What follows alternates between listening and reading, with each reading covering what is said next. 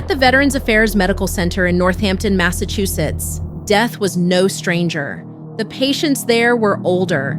Many had served in wars that left invisible wounds. Some were terminal.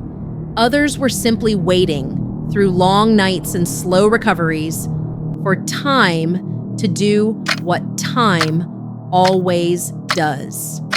And through those quiet corridors moved a nurse named Kristen Gilbert. She wasn't just good at her job, she was exceptional. Quick in emergencies, trusted by doctors, adored by families. She organized hospital events, stayed late after shifts, remembered birthdays, and left behind handwritten notes of sympathy. There was no reason to doubt her. That's why no one did. Not when the number of cardiac arrests began to climb. Not when once stable patients collapsed without warning. Not even when epinephrine, used to restart the heart, started vanishing from inventory logs. The signs were there, but the conclusion felt unthinkable. Because Kristen wasn't reckless. She wasn't angry. She didn't lash out. She followed every protocol until the moment she didn't. With no warning, a patient would crash. A code blue would be called. Kristen would respond instantly. Calm, efficient, composed, while others scrambled around her. Sometimes they brought the patient back. Often they didn't. And as their hearts gave out, hers beat steady. Later, investigators would find 88 doses of epinephrine unaccounted for. They'd trace dozens of deaths to the shifts she worked. They'd listen to a former boyfriend describe how she once whispered through the phone, "You want to know the truth? Fine, I killed all those guys." What they uncovered would become one of the most chilling cases in any true crime documentary. Not because it was violent, but because it wasn't. Kristen Gilbert wasn't the image of a female serial killer. She was quiet, professional, invisible. And her story remains a haunting lesson in criminal psychology. A reminder that evil doesn't always scream. Sometimes, it just follows the rules.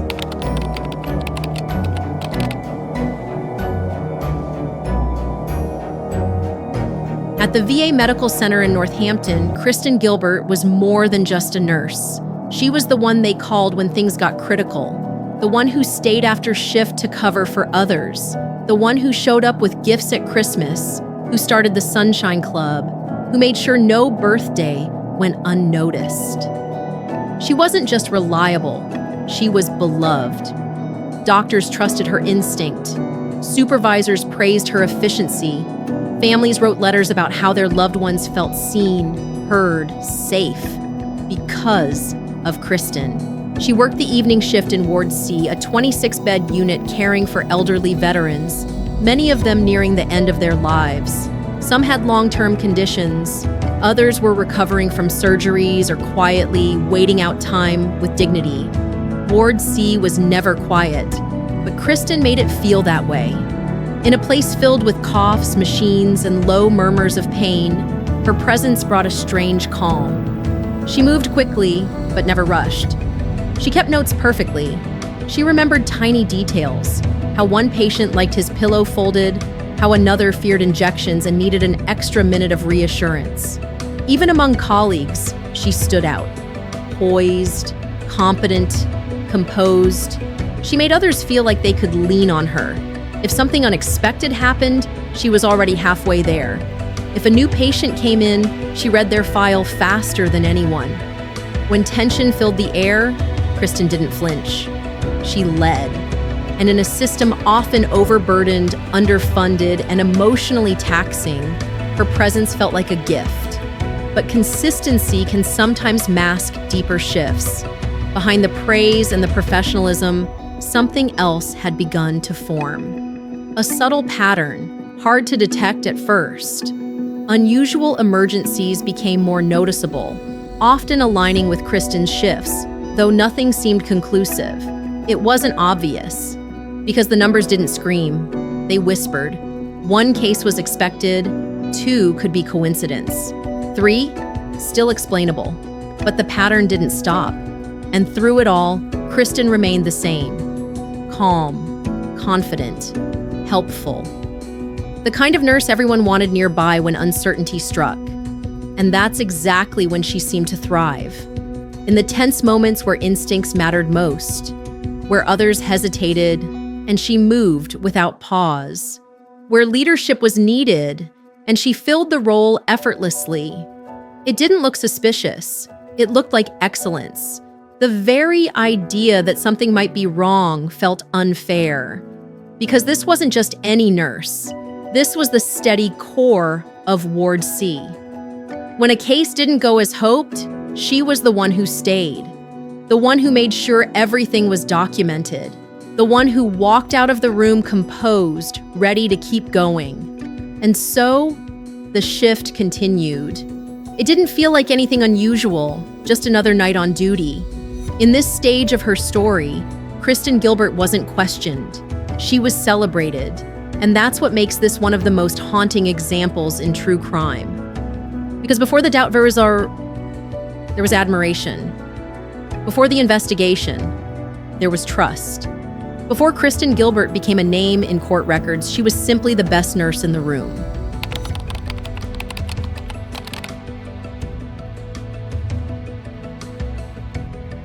At first, the questions were quiet. Not suspicion, just unease that something wasn't quite right. A patient collapsed unexpectedly. Another, who'd been walking the day before, slipped away without warning. There was no panic, no scandal, just solemn faces, quiet charts. Another bed turned over. People rationalized it. These things happen in Ward C, they said, and in many cases, they did. Kristen made those moments easier. When others couldn't cry, she did. After a patient passed, she stayed behind to clean the room herself. If a phone call had to be made, she volunteered, so younger nurses wouldn't have to. Grief didn't make her retreat. She faced it, calm voice, steady hands, always ready to absorb the weight no one else could carry. Her paperwork, always immaculate. Reactions, steady, presence, reassuring. So when staff began noticing that more emergencies happened during her shifts, they didn't confront her. They questioned themselves. Maybe it's just the patient load. Maybe she's just the one always there when things go bad. It felt unfair to doubt someone so composed. After all, she'd just organized a small memorial in the rec room. 3 names read aloud, candles lit, folded flags resting on empty chairs. No one asked her to do it, but she did. And when she said they were tired, now they can rest, her voice didn't crack, but her eyes seemed far away. There were moments, small, human cracks in the mask. A pause too long, a hand that lingered, a sigh she didn't mean to let slip, but none of it pointed to cruelty. If anything, it made her more real. Kristen didn't act like someone detached. She stayed present, let herself be affected, made others feel less alone in the weight of dying. And in a ward like that kind of presence is hard to question. Before anyone wondered what she might have done, they remembered all the things she did right. And in those moments, sympathy was still stronger than doubt.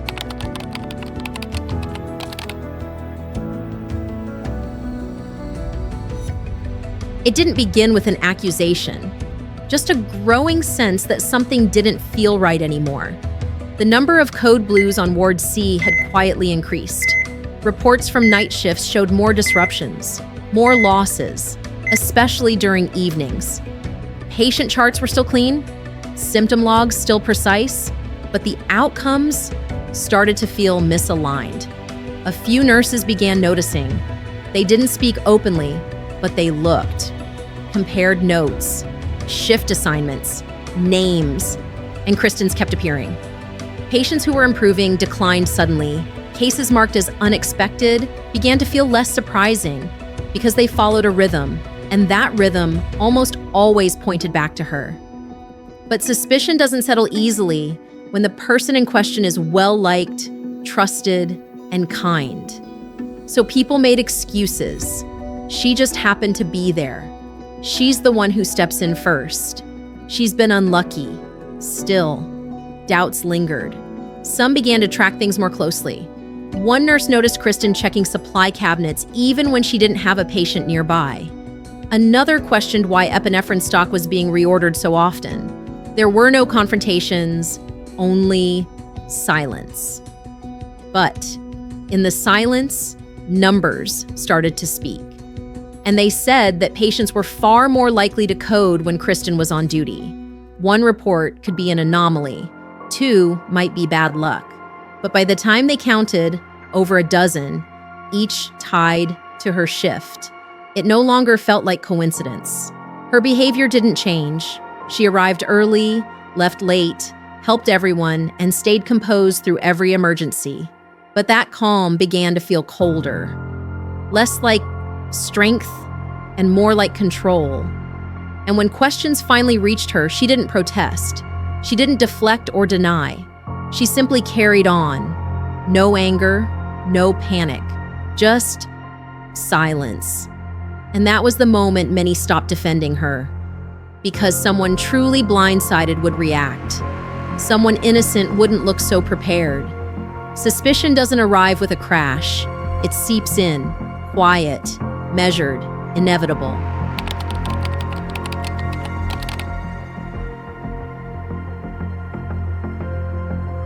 The shift from doubt to realization didn't begin with an accusation.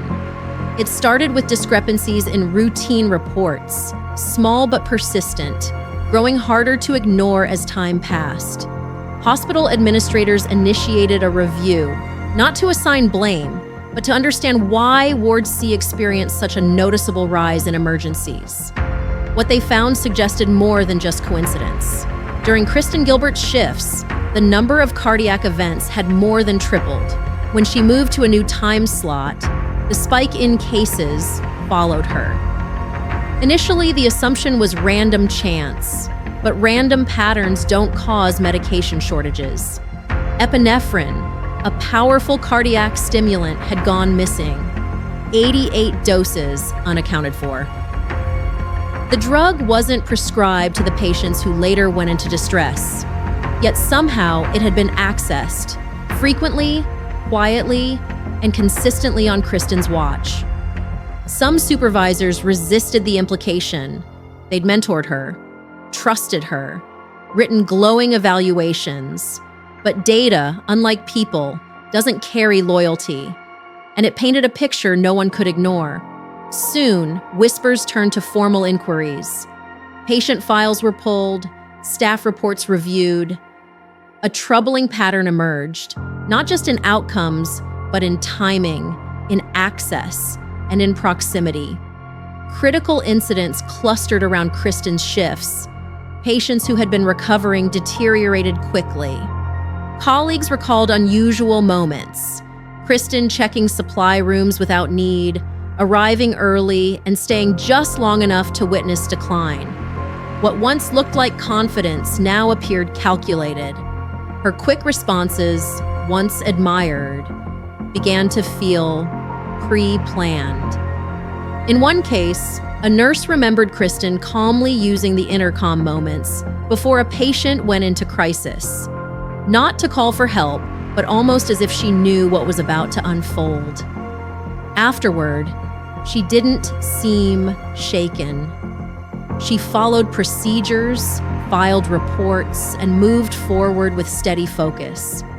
It wasn't detachment, but something more composed, more deliberate.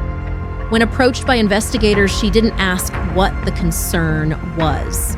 She didn't appear surprised or defensive. Instead, her first question was simple: do I need a lawyer?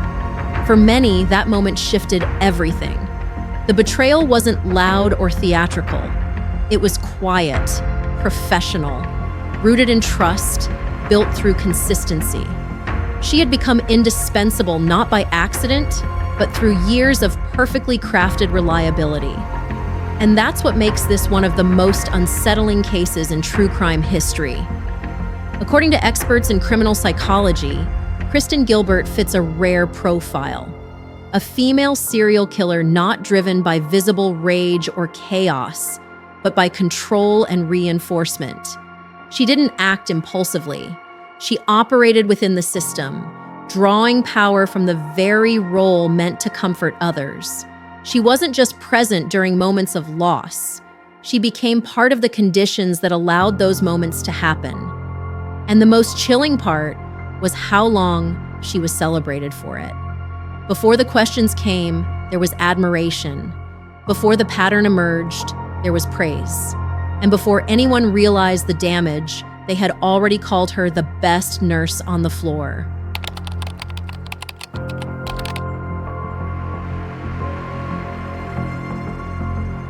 Once suspicion turned to evidence, silence was no longer an option.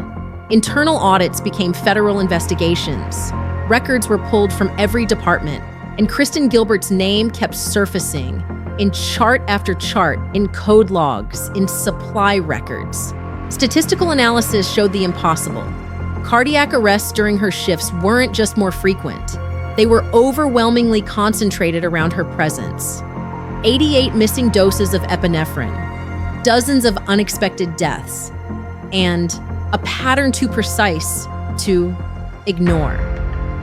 Investigators observed quietly. They documented her routines. They cross-referenced shift schedules with mortality rates, and what they uncovered became the backbone of a federal case. Kristen didn't run. She didn't confess. But her behavior shifted. She began calling in sick more often. She pulled back from co-workers. She grew noticeably quiet. Then came the moment that changed everything. During a phone call with her former boyfriend, she spoke words that could never be unsaid. "You want the truth? Fine. I was the one behind what happened to them." That statement, recorded and later confirmed in court, erased what little doubt remained. The Justice Department intervened. Her access was revoked, and finally, the ward was safe. But for some families, the news arrived too late. They learned their loved ones hadn't passed naturally. They hadn't slipped away on their own. Their loss had come by choice, made by someone they trusted most. In the field of criminal psychology, Kristen Gilbert's case is cited not just for how she operated, but for how long she remained undetected. Because this wasn't just another female serial killer, this was someone who hid inside the very system designed to protect life, and used its blind spots to decide who would not survive.